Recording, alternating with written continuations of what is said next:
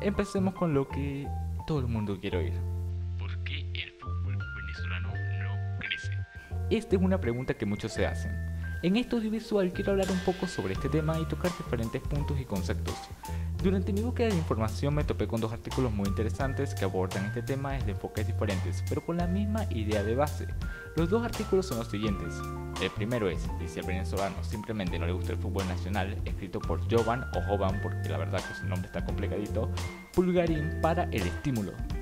El segundo es, y si al venezolano sí le gusta el fútbol nacional, ciertas condiciones aplican, escrito por Armando García para Foro Vinotinto.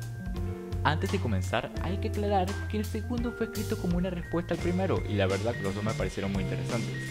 Voy a ahondar un poco en ellos durante el vídeo, aunque dejaré los indirectos en la descripción para los que quieran leerlos completos. Así que comencemos ya después de toda esta introducción totalmente necesaria y a la vez innecesaria.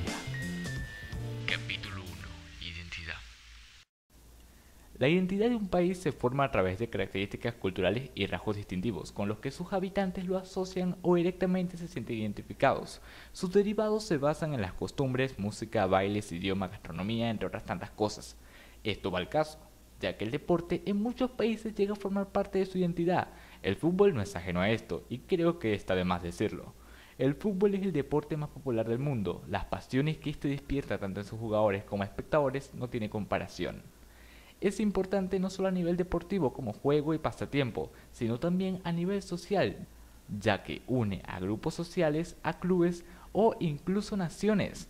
Por último, el fútbol hoy en día es uno de los deportes que más dinero genera debido a la popularidad que posee este en regiones como Europa, Latinoamérica, Asia y últimamente también en Estados Unidos.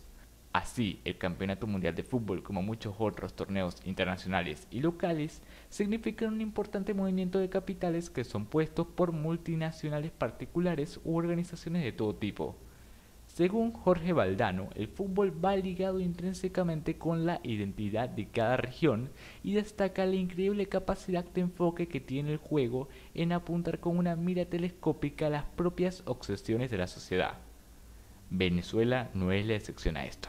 Pero por lástima entre nuestras obsesiones se encuentra la inmediatez y el individualismo que tanto daño nos hace en todos los sectores. Es indispensable comenzar a eliminar esta lógica inmediatista y trabajar en equipo para poder obtener resultados positivos y superar nuestra crisis. Desde hace mucho tiempo los gerentes de los equipos profesionales en Venezuela buscan el santo grial, o sea, el poder formar una franquicia que logre ser competitiva y atractiva para los fanáticos. Sin embargo, manejar las pérdidas se ha convertido en un auténtico dolor de cabeza para estos, ya que miren, es complicado el mantener un buen margen de ganancia para minimizar las pérdidas si no hay interés por parte de las audiencias, ya que recuerden que el fútbol depende del consumismo, sin este no hay dinero, y sin dinero de promedio deja de ser un negocio rentable para los inversores. Por si algunos no lo saben, el fútbol en Venezuela no es algo nuevo que digamos. De hecho, aunque no lo crean, el fútbol incluso se llegó a practicar mucho antes que el béisbol y el básquet. Este comenzó como en la mayoría de los países sudamericanos, llegaría por parte de los ingleses, específicamente a finales del siglo XIX. Se tiene conocimiento de que uno de los primeros avistamientos de este en el país se haría durante una festividad religiosa en un 16 de julio de 1876, en el Callao, Estado Bolívar. Unos ingleses y unos venezolanos que trabajaban en las minas de extracción de oro y caucho jugarían unas cuantas partidas de fútbol. Esta es una de las historias más reconocidas, pero se sabe que muy posiblemente se llegó a practicar durante este tiempo en diversas zonas del país, aunque pasando discretamente durante los posteriores años. El San Bernardino Fútbol Club es reconocido como el primer equipo organizado del fútbol en Venezuela. Este se crearía en Caracas a principios del siglo XX. La idea de la profesionalización del fútbol en Venezuela y la creación de una liga organizada sería promovida por la iniciativa de la oleada de inmigrantes europeos que se establecieron en Venezuela después de la Segunda Guerra Mundial. Estos fueron pilares importantes en la integración del fútbol en Venezuela. Al llegar estos al país se dividieron en colonias, que por cierto eran muy diversas, llegándose a encontrar tanto la de los portugueses, italianos y españoles. Comúnmente después de trabajar en sus distintos campos laborales se solían reunir para jugar el fútbol, por lo cual después de un tiempo decidieron formar cada uno sus distintos equipos. De ahí se crearían los históricos equipos Club Deportivo Galicia, el Deportivo Italia y el Marítimo Sport Club, entre otros tantos que hubieron. Aunque eso sí, hay que aclarar que estos equipos no formarían directamente parte de la sociedad venezolana de la época. Con su nombre ya te vas dando a la idea de su verdadero enfoque. Estos clubes eran creados con la principal intención de ser el entretenimiento de los habitantes de las colonias y estaban conformados en su mayoría por jugadores extranjeros, habiendo muy poca participación de venezolanos en ellos, siendo esto así durante mucho tiempo, haciendo que el interés del espectador venezolano fuese muy poco.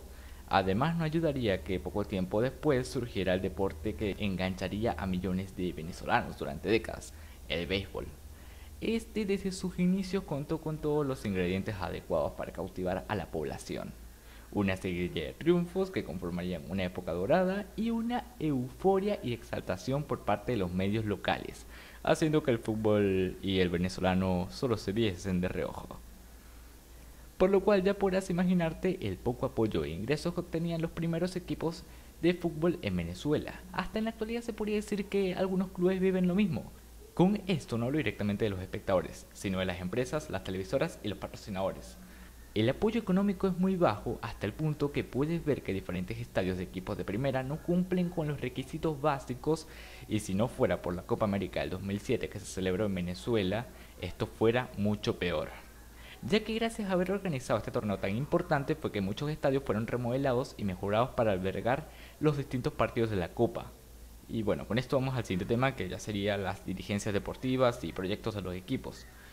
Como podrán ver, la economía venezolana en la actualidad está en un estado crítico y evidentemente gracias a esto es muy complicado que los clubes cuenten con las condiciones adecuadas para formar grandes proyectos o siquiera medianamente buenos. Y a pesar del interés que puede estar empezando a surgir en Venezuela por mejorar ciertos aspectos en torno a esto, a la economía del país influye y mucho.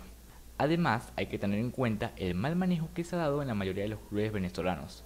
Según el periodista e historiador deportivo Eliezer Pérez, la cantidad friolera de 55 equipos han desaparecido en el fútbol venezolano y otros 14 han cambiado su nombre, en la mayoría de los casos por malos manejos en la economía de estos y proyectos deportivos con un enfoque mediocre. Solo una temporada atrás podíamos ver como el Deportivo Táchira, con un poderoso y costoso equipo, quedó eliminado en la prefase de la Copa Libertadores por el Capiatá, un equipo paraguayo que apenas debutaba en esta prestigiosa competición. El Zulia Fútbol Club, con una de las nóminas más altas del fútbol nacional, teniendo en sus filas a nada más y nada menos que Juan Arango, quedaría eliminado de la Copa en la fase de grupos con 13 goles en contra y 1 solo a favor. ¿Por qué? Si hay tanto dinero y talento en los principales equipos del fútbol profesional, no logran avanzar. Los fichajes y proyectos deportivos. Vamos a entrar en todo esto.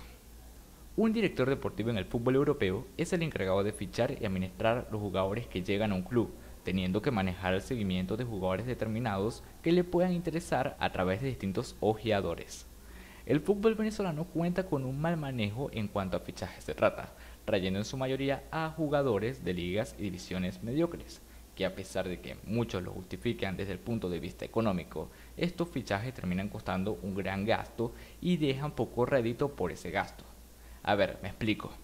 Los clubes venezolanos en los últimos años han venido practicando un modelo de fichajes de bajo costo, lo cual no está mal, pero si nos fijamos de dónde vienen esos fichajes nos daremos cuenta que hay un pequeño inconveniente. La mayoría de los jugadores extranjeros que ingresan a la liga venezolana provienen de la tercera división de Argentina y la segunda división del fútbol colombiano, además de un grupo de bajo perfil que proviene de diversas ligas de bajo nivel o incluso amateur.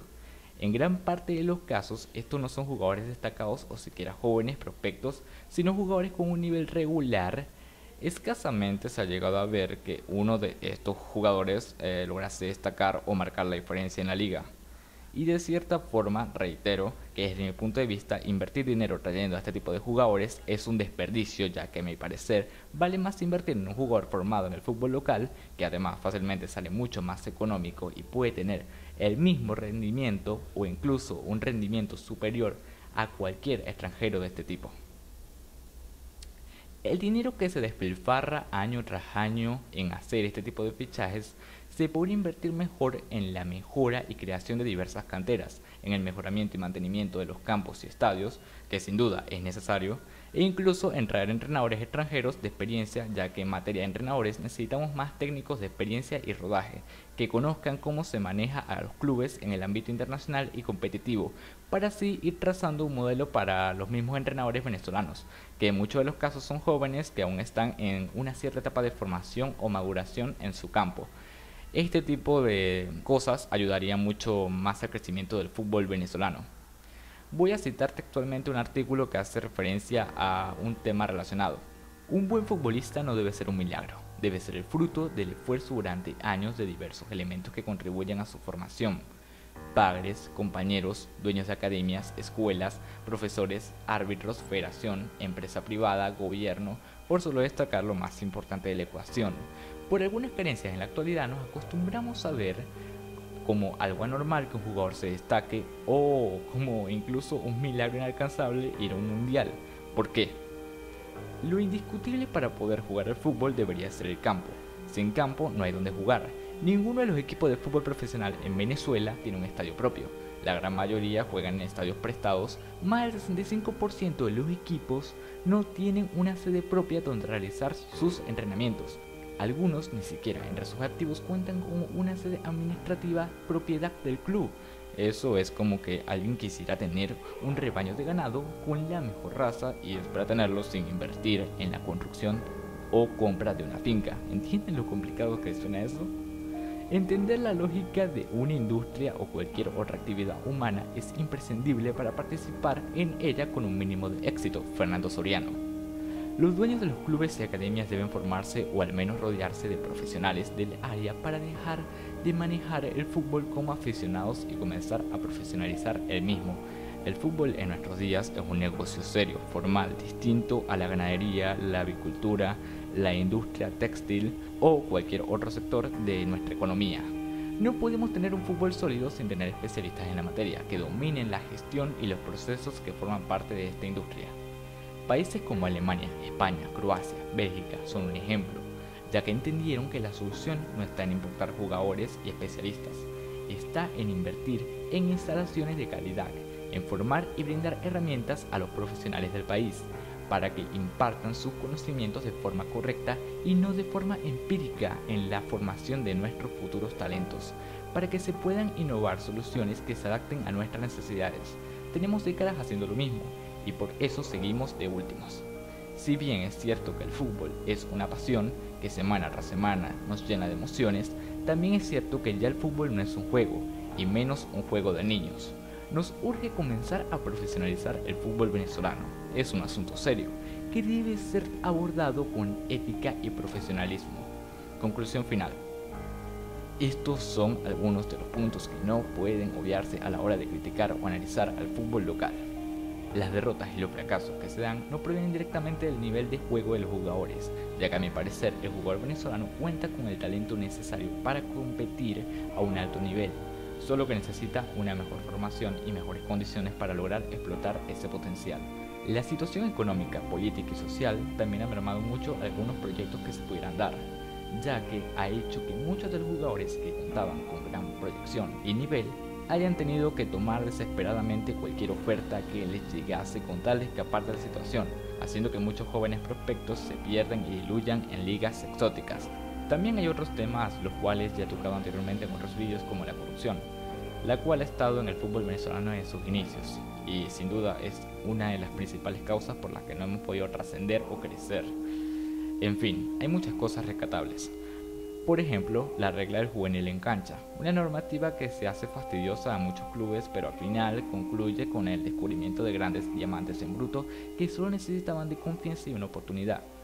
La cultura futbolística en Venezuela en los últimos años ha crecido exponencialmente, y a pesar de que a muchos de los nuevos fanáticos que se están integrando a este mundillo les falta mucho por comprender, ya se empieza a sentir un ligero cambio. Ya los estadios no están vacíos o a medio llenar porque el público general no le interese, sino por situaciones excluyentes al fútbol. Aún se puede observar a fanáticos que intentan semana tras semana asistir a los estadios.